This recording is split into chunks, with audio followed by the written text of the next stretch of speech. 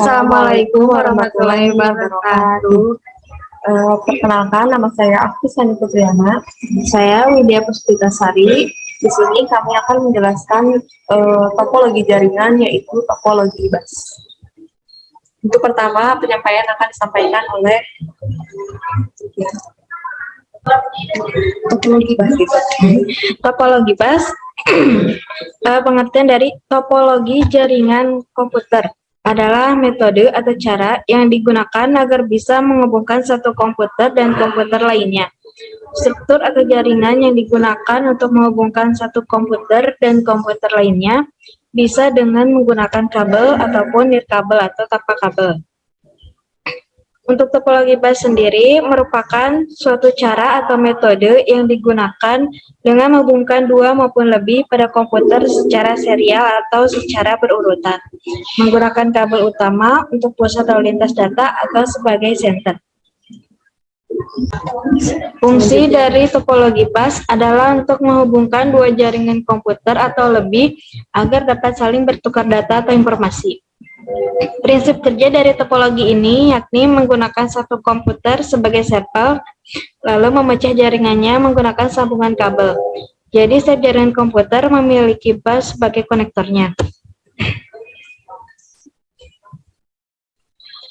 Untuk jenis topologi sendiri ada dua, yaitu pertama linear bus dan distributed bus. Linear bus adalah skema bentuk jaringan untuk menghubungkan beberapa komputer dengan menggunakan satu kabel utama. Titik akhirnya ada pada setiap ujung kabel. Untuk distributed bus adalah beberapa linear bus yang terhubung dalam satu kabel utama, sehingga jumlah perangkatnya lebih banyak. Titik akhirnya pun berada pada tiap ujung kabel linear bus. Untuk gambarnya dapat dilihat ya, linear bus seperti ini, sedang distributed bus seperti ini banyak komputernya. Untuk ciri-ciri topologi bus, pertama, semua komputer yang berada dalam jaringan terhubung melalui kabel tunggal sebagai media transmisi. Kedua, kabel tunggal berfungsi sebagai backbone yang menjadi jalur data. Ketiga, tiap ujung kabel utama memiliki terminator untuk mencegah terjadinya tabrakan sinyal dan menghentikan sinyal. Keempat, paket data yang akan dikirim atau diterima sering mengalami persimpangan dalam satu kabel. Kelima, memerlukan konektor T dan BC pada setiap kartu jaringan. Dan yang keenam, instalasi jaringan dapat dilakukan dengan mudah. Untuk gambarnya, konektor BC bentuknya panjang seperti ini, sedangkan untuk konektor C bentuknya seperti huruf T. Untuk selanjutnya yaitu tentang cara kerja topologi bus, kelebihan dan kekurangannya akan dijelaskan oleh ahli.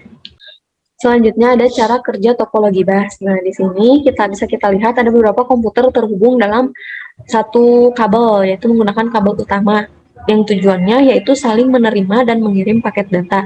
Namun pada proses ini kabel utama harus dalam keadaan bebas. Artinya komputer lainnya sedang tidak melakukan pengiriman data.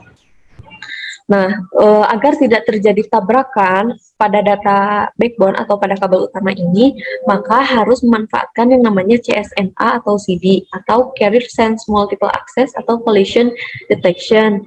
Dengan memanfaatkan hal itu, ketika salah satu komputer mengirim data, maka komputer lain akan melakukan broadcast sinyal. Nah, jika sebuah komputer memiliki alamat MAC atau IP yang sama, maka akan menerima sinyal tersebut. Namun, ketika sebuah komputer tidak memiliki alamat yang sama dengan alamat tujuan, maka sinyal tersebut akan dibuang, sehingga tidak akan terjadi yang namanya tabrakan. Lalu, ada kelebihan dari topologi bus. Yang pertama, mudah dan murah. Mudah di sini karena layoutnya sederhana, sehingga topologi bus ini mudah digunakan dan tidak serumit topologi star atau ring, sehingga pekerjaan dapat selesai dengan efisien. Lalu nomor 2 ada mudah dikembangkan.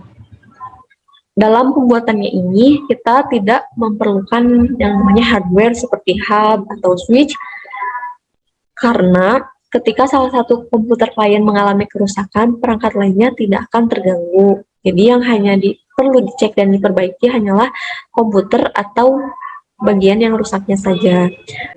Yang ketiga, memiliki desain yang unik. Yang keempat, tidak berpengaruh pada perangkat lain. Lalu ada kekurangan dari topologi bus. Yang pertama yaitu sulit mendeteksi letak kesalahan. Jika menerapkan topologi ini, kita akan kesulitan dalam mendeteksi letak kesalahan saat terjadi gangguan pada salah satu komputer. Jaringan ini membutuhkan penanganan khusus dari ahlinya karena cenderung rumit. Yang kedua yaitu jalur lalu lintas data mudah padat. Karena semakin banyak perangkat komputer yang terhubung, maka semakin padat pula jalur lalu lintas transfer datanya. Seiring dengan padatnya jalur tersebut, kinerja bus akan makin memburuk pula. Jadi topologi ini memang disarankan untuk lingkup kecil saja, tidak bisa digunakan untuk banyak perangkat komputer. Yang ketiga, ada kecepatan akses data saling mempengaruhi komputer lain. Jadi salah satu komputer membutuhkan kecepatan akses data yang tinggi.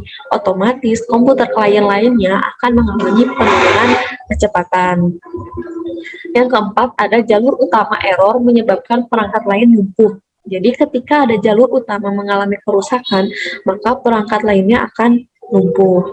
Yang kelima yaitu membutuhkan hardware tambahan. Karena tadi sudah dijelaskan bahwa tidak memerlukan hardware lagi, maka untuk skala yang lebih besar kita membutuhkan hardware tambahan jika ingin menerapkan topologi bus ini. Hardware tambahan tersebut yaitu seperti repeater yang berfungsi sebagai penguat sinyal sehingga kinerjanya bisa lebih efisien. Cukup sekian presentasi dari kami. Mohon maaf apabila banyak kekurangan dan kesalahan. Sekian. Wassalamualaikum warahmatullahi wabarakatuh.